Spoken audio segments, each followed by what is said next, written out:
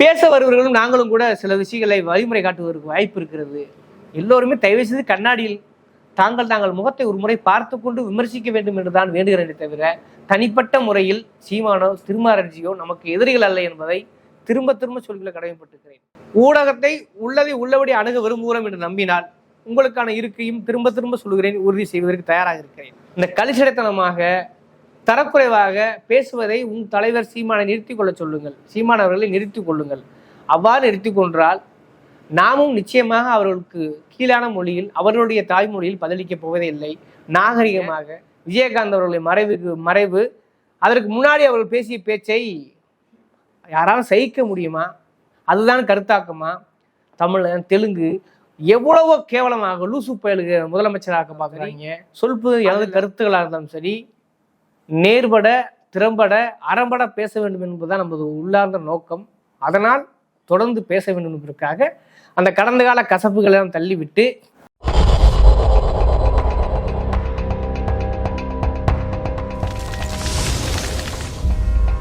வணக்கம், இது சொல் புதிது, நான் உங்கள் தவம். அனைவருக்கும் முதல்ல இனிய புத்தாண்டு வாழ்த்துக்கள். கடந்த வருடம் பல்வேறு வளர்ச்சியும் இருந்தது, பல்வேறு கருத்து முரண்களும் இருந்தன, பல்வேறு கருத்து கழகமும் இருந்தது. தொடர்ந்து அறக்களத்தில் அது நெறியாளாக செய்து வந்தேன். அதை தாண்டி பல கசப்பான அனுபவங்களும் நிகழ்ந்தன. அதாவது கருத்துரிமையை நசுக்கும் அளவிற்கு, ஒடுக்கப்பட்ட குரலை நெரிக்கும் அளவிற்கு பல்வேறு பாசிச நிகழ்வுகளும் நிகழ்ந்தன என்பதை இந்த தருணத்தில் சுட்டிக்காட்ட விரும்புகிறேன். நாம் சரியாக எதிரிகள் கொந்தளிக்கிறார்கள் என்றால் நாம் சரியாக நகரம் என்பது பொருள் என்பதையும் புரிந்து கொண்டோம்.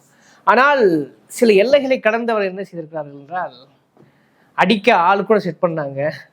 அதெல்லாம் நமக்கு தெரிந்து நாம் ஜனநாயக அடிப்படை சரியாக சொல்ல வேண்டுமானால் ஒரு கொலைவெறி தாக்குதலுக்கான முயற்சியெல்லாம் நடந்தன கடந்த ஆண்டில். அதாவது சரியாக சொல்ல வேண்டுமானால் ஒரு வாரத்திற்கு முன்பு பல்வேறு வழக்குகள் நம் மீது தொடுக்கப்பட்டன. தமிழ்நாடு முழுவதும் இருந்து வழக்குகள் தொடுக்கப்பட்டன. குறிப்பாக நாம் தமிழ் கட்சி அதன் ஒருங்கிணைப்பாளர் திரு சீமான் தூண்டிவிட்டதின் பேரில் தமிழ்நாட்டில் பல்வேறு இடங்களில் நம் மீது புகார்கள் கொடுக்கப்பட்டன. புகார்களை அதன்படி எதிர்கொள்வதில் நமக்கு எந்த ஒரு தயக்கமும் இல்லை, எந்த ஒரு சிக்கலும் இல்லை. அதை நம்ம எதிர்கொண்டிருக்கிறோம். சரியான உரிய விளக்கங்கள் கொடுத்திருக்கிறோம். அதேபோல் அதையெல்லாம் தாண்டி அதோடு நின்றிருந்தால் நாம் இதை சாதாரணமாக கடந்திருப்போம். ஆனால் அந்த எல்லைகளையும் தாண்டி என்ன செய்தார்கள் என்றால், குறிப்பாக ஒரு தாக்குதலுக்குண்டான முயற்சியை கூலிப்படையுடன் மதுரையில் தங்கியிருந்த ஒரு கும்பல் ரெடி செய்திருந்தது என்பதை ஆதாரபூர்வமாக தகவலை அறிந்த பிறகுதான் நாம் என்ன செய்தோம் என்றால், மதுரையில் உள்ள கூட்டமைப்புகள் எல்லாம் ஒன்று கூட்டி போக்கு, இடதுசாரி, திராவிட இயக்க, சமூக நீதி, தமிழ் தேசிய செயல்பாட்டாளர்கள் எல்லாம் ஒன்றிணைத்து நமக்கு ஆதரவு கருத்தை வேண்டியிருந்தோம். நாம் எதிர்பார்த்த ஆட்களை விட, தோழர்களை விட எல்லோரும் கிட்டத்தட்ட ஒரு 60க்கும் மேற்பட்ட தோழர்கள் நமக்கு உறுதுணையாக இருந்தார்கள். குறிப்பாக மிக முக்கியமான வழக்கறிஞர்கள், தோழர் வாஞ்சிநாதன் அவர்கள், தோழர் பசுமன் பாண்டியன், தோழர் கனகவேல், தோழர் ராஜேந்திரன், இப்படி எண்ணற்ற வழக்கறிஞர் தோழர்களும் நம்முடன் நின்றார்கள். அதாவது ஊடக சுதந்திரத்தை காப்பதற்காக காத்திரமாக நம்மோடு கைகோர்த்து நின்றார்கள் என்று சொன்னால் அது மிகையல்ல. கமிஷனரும் முழுமையாக வாசித்து விட்டு, அதாவது கொடுத்து புகாரை வாசித்தார் நம் முன்னிலையிலேயே. அதற்கும் ஆக்ஷன் எடுத்திருக்கார் என்று நம்புகிறேன். அதற்கு நடவடிக்கை தொடர்ந்து போய்கிட்டு. ஏன் இப்போ நம்ம மீது மட்டும், குறிப்பாக தென் மாவட்டத்தில் இயங்கக்கூடிய ஒரு குறிப்பிட்ட சேனல் மீது மட்டும் ஏன் இவ்வளவு தூரத்துக்கு வன்மம்? அதுவும் தாண்டி ஒரு கூலிப்படை கொண்டு கொலைவெறி தாக்குதல் நடத்தும் அளவிற்கு நாம் என்ன செய்து விட்டோம் என்கிற ஒரு கேள்வி இருக்கிறது அல்லவா? அதுக்கான ஒரு சிறு விளக்கம் தான் இது. குறிப்பாக பார்த்திருப்பீங்க, அறக்கழகத்தில் நான் நெறியாளராகத்தான் பணிபுரிகிறேன். பெரும்பாலும் எனது சொந்த கருத்துக்களை பதிவிடுவதில்லை. ஆனாலும் கூட அவர்களுக்கு ஏதோ ஒரு வகையில் நம்ம அச்சுறுத்தி கொண்டு வருவதாக, கருத்து அச்சுறுத்தல் நிகழ்வதாக அவர் கருதுகிறார்கள். அதெல்லாம் தாண்டி நான் சொல்லிக் கொடுத்து பேச வைப்பதாக அவர்கள் நம்புகிறார்கள். இதுதான் மிக முக்கியமான பிரச்சனை. முதல் வருடத்திலேயே ஒரு பிரச்சனை குறித்து பேச வேண்டுமா என்றால் ஒரு தன்னிலை விளக்கம் தான். இந்த வருடத்தை இன்னும் காத்திரமாக பதிவு செய்ய வேண்டும் அல்லவா? இன்னமும் காத்திரமாக நகர வேண்டும். அறக்கழகத்தின் வளர்ச்சியாக இருந்தாலும் சரி, சொல்பது எனது கருத்துக்களாக இருந்தாலும் சரி, நேர்பட திறம்பட அறம்பட பேச வேண்டும் என்பதுதான் நமது உள்ளார்ந்த நோக்கம்.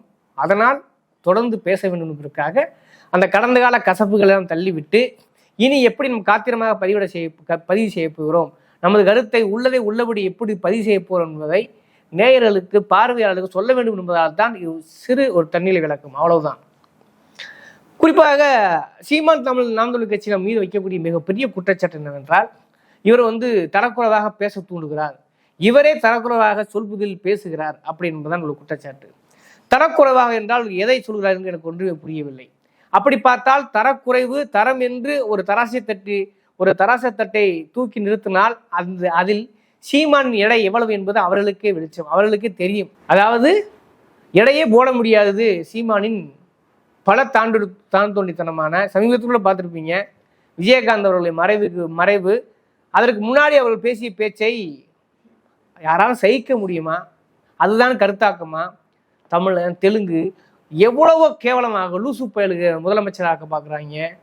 அதில் அந்த இதை பார்த்தீங்கன்னு வச்சிங்களேன், கெட்டவாள் மயிர் கூட சமம் கிடையாது விஜயகாந்த் எல்லாம் முதலமைச்சர்கிட்ட நாங்கள் தூக்குளிச்சு தமிழ்நாட்டு மக்கள் சாகணும், இப்படி பல்வேறு இது கருத்துக்களா? அதாவது விஜயகாந்தோடைய அரசியல் கொள்கை சரியில்லை, விஜயகாந்தை அவருடைய நடத்தை சரியில்லை, அல்லது அவர் தமிழர்களுக்கு உண்மையாக இல்லை, அல்லது அவர் அரசியல் புரிதல் சரியாக இல்லை, அப்படி கடுமையாக விமர்சனம் தப்பு கிடையாது.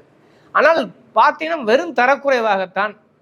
இதை விஜயகாந்துக்கு மட்டுமல்ல, பல்வேறு நீங்கள் பல தரப்பட்ட ஆட்கள், ஏன் அவர் கட்சிக்காரர்கள் கூட போனில் எப்படி பேசினார், மேடையில் எப்படி பேசினார் என்பது நான் சொல்லித் தெரிய வேண்டியதில்லை. அத்தனையும் காணொலியாக இணையதளங்களில் ஆனல் அதிபர் முன்பு குவிந்து கிடக்கிறது.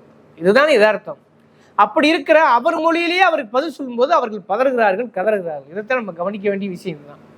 அப்போ உங்க மொழியே உங்களுக்கு பதில் சொல்றது கதறனா பதறனா அதையும் தாண்டி கொலவெறி தாக்குதலுக்கு நீங்க உள்ளாக்குனீங்கன்னா அப்புறம் எப்படி நீங்க கருத்து சொந்தத்தை பேசுவீங்க? என்ன நீங்க பேசக்கூடிய தமிழ் தேசியம்? சாதாரணமாக ஒரு தென் மாவட்டத்தில் ஒரு பிற்படுத்தப்பட்ட வகுப்பிலிருந்து வந்த நான் ஒரு உண்மையை சொல்ல வேண்டுமானால் ஒரு இடதுசாரிய தமிழ் தேசிய திராவிட இயக்க, குறிப்பாக பிற்படுத்தப்பட்டவருக்கும் ஒடுக்கப்பட்டவருக்கும் ஒரு பாலம் உருவாக வேண்டும், ஒற்றுமை உருவாக வேண்டும், நமது புதிய எதிரி யார் என்று இனங்காட்டப்பட வேண்டும் என்பதற்காக நடுநிலை என்று ஒன்று இல்லவே இல்லை. யாருக்கு பாதிக்கப்பட்டிருக்கிறார்களோ அவர்களின் பக்கம் இருப்பதுதான் ஊடக மரம் என்பதை தெல்ல தெளிவாக நேரடியாக சொல்கிறேன். நடுநிலை என்று ஒன்று இல்லவே இல்லை என்பதை திரும்ப திரும்ப சொல்லிக் கொள்ளுகிறோம், அறக்கழகத்திலும் சரி சொல்புதிலும் சரி. அப்படி இருக்க அப்படியான ஒரு சரியாக சொல்ல வேண்டுமானால் சாதிகளை கடந்து, மதங்களை கடந்து, இனங்களை கடந்து, மொழிகளை கடந்து மனித ஒன்றே என்று கருதக்கூடிய கருதுகோள் முன்வைத்திருக்கிற கருத்தாளுமை மிக்க மார்க்சியவாதிகளை, திராவிட இயக்க செயல்பாட்டாளர்களை, தமிழ் தேசிய சிந்தனையாளர்களை, முற்போக்காளர்களை, பெண்ணியவாதிகளை நாம் தொடர்ந்து நேர்காணல் செய்து கொண்டிருக்கிறோம். அந்த அடிப்படையில் சீமானும் அந்த முற்போக்கு முகத்தோடு வந்திருந்தால் யார் அவரை வரவேற்காமல் இருக்க போகிறோம்? ஆரம்ப காலகட்டத்தில் சீமானை ஆதரித்தவர்கள் நாங்களும் ஒருவர்தானே, அது உங்களுக்கே தெரியும் இல்லையா? அறக்கழகத்தில் இத்தனை பேர் வளர்ந்திருக்கிறார்கள் என்பது உங்களுக்கும் தெரிந்தது தானே. அப்படி இருக்க ஏன் இப்பொழுது மட்டும் பதறுகிறீர்கள், கதறுகிறீர்கள்? ஏனென்றால் உங்களுடைய அரசியல் கலிசடைகள், அந்த சாக்கடைகள் தொடர்ந்து வெளிவருகின்றன. நாம் தமிழர் பொறுப்பாளர்கள் உள்ள நாம் தமிழர் ஒருங்கிணைப்பாளர் சீமானவர்களுமே அவளுக்கு கலிசையான வார்த்தையில் விழுந்திருக்கின்றன கடந்த காலங்களில். அதனால் அவர்கள் மொழியில் அவர்களுக்கு பதிலளிக்கும் போது அவர்களால் சகித்துக் கொள்ள முடியவில்லை என்றால், எனது ஆயுதம் எது என்பதை நான் தீர்மானிப்பதில்லை, எதிரிகள் தான் தீர்மானிக்கிறார் என்று சொன்னான் பார் மாவோ. அது உங்களுக்கு பொருந்தும் தானே? 2024 கருத்தை கருத்தால் எதிர்கொள்ளுங்கள். இந்த கலிசடைத்தனமாக தரக்குறைவாக பேசுவதை உன் தலைவர் சீமானை நிறுத்திக் கொள்ள சொல்லுங்கள், சீமான் அவர்களை நிறுத்திக் கொள்ளுங்கள். அவ்வாறு நிறுத்திக் கொன்றால் நாமும் நிச்சயமாக அவர்களுக்கு கீழான மொழியில், அவர்களுடைய தாய்மொழியில் பதிலளிக்கப் போவதே இல்லை. நாகரிகமாக ஒரு ஊடகங்களாக என் கருத்தை நான் பதிவு செய்கிறேன். அதேபோல் அறக்கழகத்திலும் என் நெறியாளாக என் கருத்தை பதிவு செய்கிறேன். இன்னும் கூட உச்சபட்சமாக நீங்கள் ஜனநாயகத்தை நம்பினால், கருத்துரிமையை நம்பினால், ஊடகத்தை உள்ளதை உள்ளபடி அணுக விரும்புகிறோம் என்று நம்பினால், உங்களுக்கான இருக்கையும் திரும்ப திரும்ப சொல்கிறேன், உறுதி செய்வதற்கு தயாராக இருக்கிறேன். இதையெல்லாம் விட்டுவிட்டு பழைய கிளவி கதவை திரடின்னு சொல்லி நீங்கள் மறுபடியும் காட்டுமானித்தனமாக இந்த கொலவெறி தாக்குதலுக்காகவோ அல்லது கலிசடையாக வழக்கம் போல் பேசுவதாக இருந்தால் அந்த மொழியில் தான் உங்களுக்கு திரும்பவும் பதிலளிக்கப்படும் என்பதை இந்த 2024 சொல்லிக்கொள்ள கடமைப்பட்டது. நாம் அது நோக்கம் அல்ல. சீமான் தனிப்பட்ட ஒரு நபர், சீமான் ஒரு தனிப்பட்ட நபராக நாம் ஒருபோதும் பேசுவதில்லை, தனிப்பட்ட அவர் வாழ்க்கையை பற்றி கூட பேசுவதில்லை.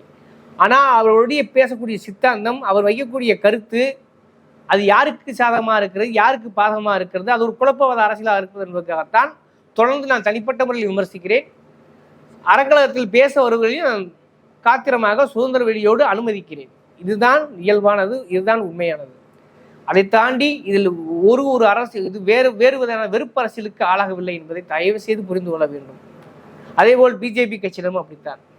அவர்களும் வன்மத்தை கேட்கிற ஆளுக்கீழே கமெண்ட்ல பயங்கரமா என்ன சொல்றது, உள்ள இன்னது இப்படின்னு விமர்சிக்கிறதை தாண்டி கேவலமாக திட்டி தீர்க்கிறார்கள். எல்லா கெட்ட வார்த்தைகள் 32 கெட்ட வார்த்தைகள் இருந்தால் போதும் தமிழ் தேசியம் மலரும் என்று ஐயா ஜெயராமன் சொன்னார் இல்லையா, அதுபோல் இவர்கள் 32 கெட்ட வார்த்தையை தாண்டி நம்மை திட்டி தீர்க்கிறார்கள். குறிப்பாக திருமாரஞ்சி போன்றவர்கள் மதுரை மயமாக இருக்கக்கூடிய தென்னிந்திய பாரதிய கட்சியை சேர்ந்த திருமாரஞ்சி போன்றவர்களும் நம் மீது கடுமையான கோபத்தில் இருக்கிறார்கள். என்னவென்று தெரியவில்லை. அவர் கூட கடிதங்கள்லாம் எழுதிய கேள்விப்பட்டேன். இது என்ன வகையான தெரியல. எவ்வளவோ அதாவது நான் நாகரிகமானவன், நான் வலதுசாரியாக இருந்தால் கூட நான் உள்ளதை உள்ளபடி பதிவு செய்கிறேன், யாரையும் கடுமையாக விமர்சிப்பதில்லை, உங்கள் மனச்சாட்சியை விட்டு விடுகிறேன், மட்டி பாக்ஸில் நீங்கள் பேசாத பேச்சா, கலங்கிய விந்தலுக்கு பிறந்தவன், இப்படி என்ன சொல்றது, வாயில சொல்ல முடியாத பேச்சுக்கெல்லாம் கடுமையாக பேசியிருக்கிறீர்கள். தயவு செய்து அதை நீங்கள் நிறுத்தி கொண்டால் பேச வருவர்களும் நாங்களும் கூட சில விஷயங்களை வழிமுறை காட்டுவதற்கு வாய்ப்பு இருக்கிறது. எல்லோருமே தயவு செய்து கண்ணாடியில் தாங்கள் முகத்தை ஒரு முறை பார்த்து கொண்டு விமர்சிக்க வேண்டும் என்றுதான் வேண்டுகிறேனே தவிர தனிப்பட்ட முறையில் சீமானோ திருமாரஞ்சியோ நமக்கு எதிரிகள் அல்ல என்பதை திரும்ப சொல்லிக்கொள்ள கடமைப்பட்டிருக்கிறேன். நீங்கள் கையாளுகிற மொழி, நீங்கள் வெளிப்படுத்துகிற அரசியல், நீங்கள் அணுகிற முறை இருக்கு இல்லையா, அதில் மாற்றம் வந்தால்தான் உங்களுக்கு எதிராக வரக்கூடிய கருத்துக்களில் மாற்ற வரும் என்பதை தயவு செய்து புரிந்து கொள்ளுங்கள். அதுதான் எங்களுடைய நோக்கம்.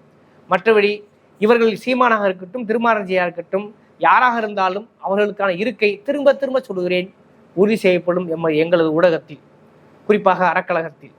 அப்படி இருக்கிற பட்சத்தில் இந்த தனிப்பட்ட முறையில் வன்மம், வெறுப்பரசியல், காழ்ப்புணர்ச்சி, அதன் தொடர்ச்சியாக பார்த்தீங்கன்னாக்க கொலவெறி தாக்குதல் அளவுக்கு திரும்ப போக வேண்டாம். 2024 நீங்கள் குறிப்பாக வலதுசாரிகள், நாம் தமிழர் தம்பிகள், நாம் தமிழர் ஒருங்கிணைப்பாளர் திரு சீமான் அவர்கள் எல்லோரும் கருத்தாக எதிர்கொள்வீர்கள் என்று நம்புகிறேன்.